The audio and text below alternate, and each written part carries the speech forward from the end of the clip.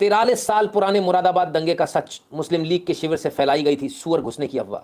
हा 43 साल पुराना एक दंगा था मुरादाबाद दंगा, जिसमें शायद 24 घंटे में 100 से अधिक लोगों के 84 लोगों के आसपास की मृत्यु हो गई थी।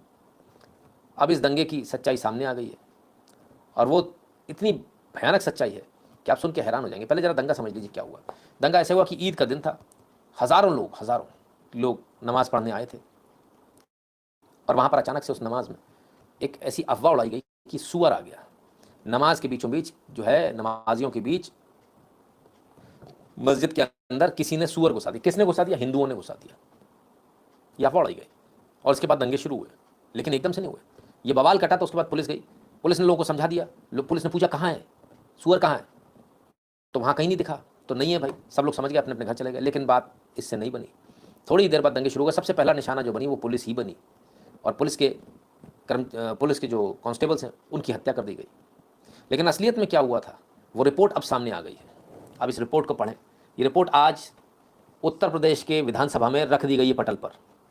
मुस्लिम वर्ग यह भी आरोप लगाया कि अगस्त 1980 में वाल्मीकियों ने ईद की नमाज इमाम ईद के एक दिन पहले इसलिए मांगा था क्योंकि वे इस तथ्य से अवगत थे कि ईद के दिन उपद्रव होंगे और उसके बाद वे नहीं। यार ये तो भाई ऐसे तो बड़ा मुश्किल है काम करना। ये वो रिपोर्ट है जो एक कमीशन बनाया गया था, उसकी रिपोर्ट सरकार ने किया, दमदार योगी सरकार ने किया। और तब क्या, पहले से ही ईंट वगैरह केवल तथ्यहीन आरोप की अवस्था तक ही रह गए क्योंकि उन्हें सिद्ध करने के लिए कोई भी व्यक्ति उपस्थित नहीं हुआ। इसके विपरीत आयोग के समक्ष तथ्य होने वाले सभी वाल्मीकियों ने इस आरोप का खंडन किया है। तो ये तो झूठी बात निकली। ईदगाह पर हुई घटना से संबंधित सभी साथियों ने यह कहा कि नमाजी कतारों में इतने नज़दीक बैठे थे कि उनके बीच से किसी का भी गुजरना संभव नहीं था।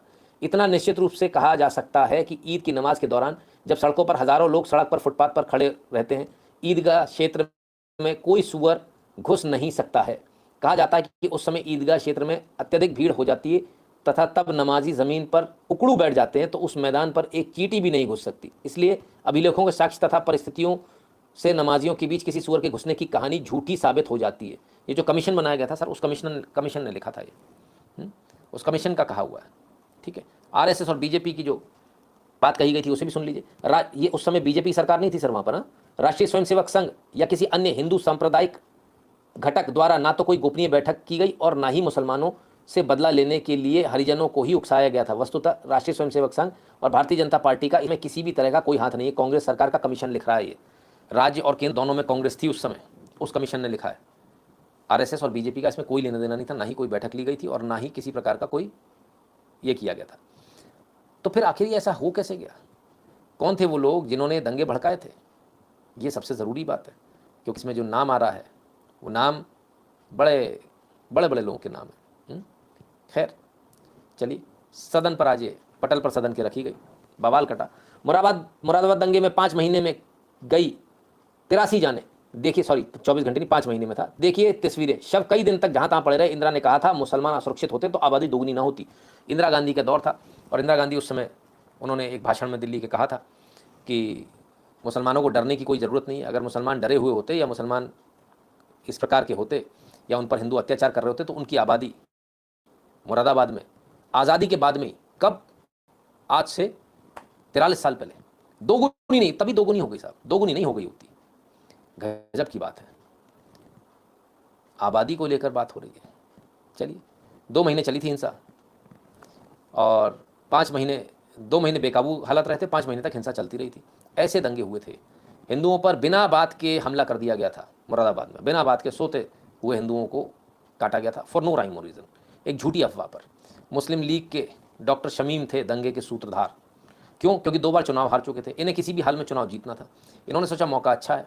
13 अगस्त 1980 का दिन था।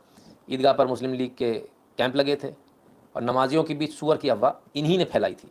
लेकिन सबसे अफसोस की बात यह है कि तब से लेकर आज तक, 1980 से लेकर आज तक, कमीशन बन गया, 80 में ही बन गया, रिपोर्ट आ गई, लेकिन इस रिपोर्ट को सदन के पटल पर नहीं रखा गया। इस रिपोर्ट को दबा दिया गया, छुपा दिया गया।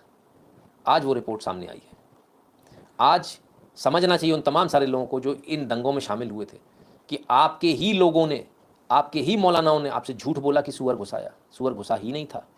आपके ही लोगों ने और आपके ही मौलानाओं ने ये झूठ बोला कि हिंदुओं ने सुअर घुसा दिया।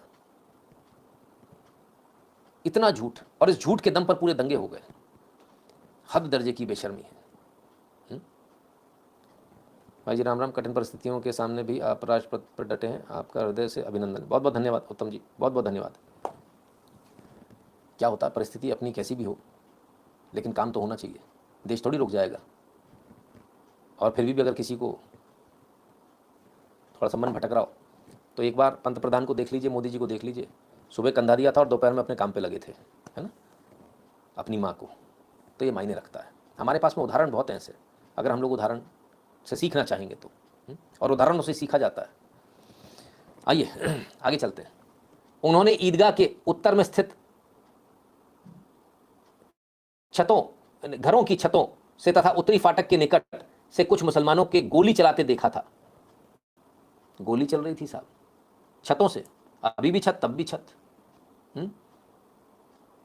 कमाल है। तभी भी छत से गोली चल रही थी, आज भी छत से गोली चल रही है। जगह बदल गई है। तो मुरादाबाद का ये था। तो खाली इससे काम हो जाएगा? नहीं, लेकिन अभी कुछ और हो रहा है, मामला और आगे बढ़ सकता है। मुरादाबाद दंगे, मुगलपुरा, कटघर में दर्ज हुए केस, अन्य थानों में भी रिकॉर्ड नहीं, अभियोजन विभाग कर सकता है समीक्षा। अब यहाँ सबसे बड़ी समस्या ये आ रही है कि अब सदन पे वो कमीशन की रिपोर्ट रख दी, वहाँ तक तो ठीक है, लेकिन उससे बड़ी बात यह है कि योगी सरकार हो सकता है इस फाइल को खोल दे, क्योंकि अभियोजन विभाग इसकी समीक्षा कर सकता है। समीक्षा करने का मतलब ये केस दोबारा खुल जाएंगे, और अगर केस खुले तो बहुत सारे लोग जो सफ़ेद पोश होकर बैठे वो जेल में चक्की पीसते नजर आएंगे। और मुझे ऐसा लगता है कि योगी जी ऐसा ज़रूर करेंगे, और करना भी चाहिए। ठीक है ना? चलिए, तो आपको कैसा लग रहा है? सही सब सही चल रहा है कि नहीं? यदि आप तक हमारे वीडियो पहुंच रहे हैं, यदि आप हमारा लाइव देख रहे हैं, तो कृपया कर QR कोड को स्कैन करके अपनी फीस भरना बिल्कुल मत भूलिएगा।